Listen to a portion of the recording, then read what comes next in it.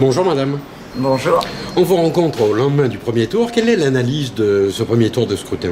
Je pense que c'est une analyse qu'on peut faire ici comme ailleurs. C'est que les élections présidentielles ont suscité un grand engouement pour le président de la République et pour son mouvement. Je ne sais pas si on peut encore vraiment dire son parti, mais en tout cas son mouvement.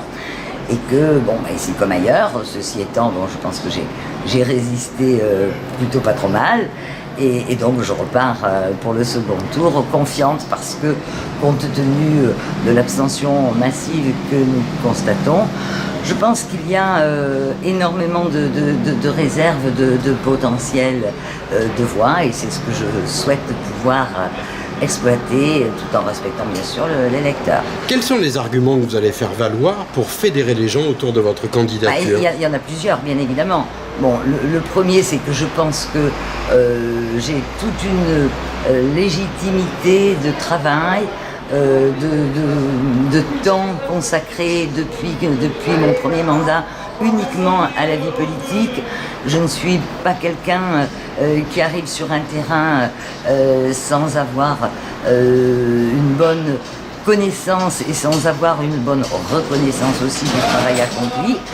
Donc je pense que ma légitimité, elle est à ce niveau-là complète. Et puis ensuite, alors deuxième argument, parce que je pense qu'il est quelque part dangereux pour la démocratie qu'il y ait une telle concentration de pouvoir. Je crois qu'il est sain qu'il y ait une opposition certes qui peut être constructive et qui n'est pas une opposition systématique, mais une opposition réelle et sérieuse.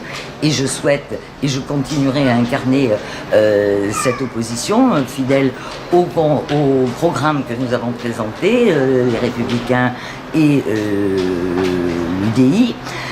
Et puis, dernier argument, je pense que, moi j'ai toujours été fidèle, je n'ai jamais changé en fonction des opportunités. Je pense que dans cette circonscription, en face de moi, j'ai quelqu'un qui a soutenu les candidatures de M. Mélenchon, Hamon, Jadot, et qui, maintenant, se retrouve porte-parole et candidate d'un mouvement en se disant apolitique. Pour moi, c'est pas vraiment ça.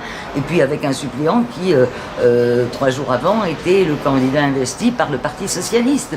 Voilà, donc je crois qu'il y a quand même des questions à se poser sur la réalité des convictions. Moi, je n'ai pas changé. Je continuerai exactement dans ce que j'ai toujours fait, le respect de mes mandats, le respect de ce qui m'est confié lorsque on a des convictions et on a un attachement à son territoire. Eh bien écoutez, il me reste à vous souhaiter bon courage et je vous dis à dimanche. Merci, à dimanche, au revoir.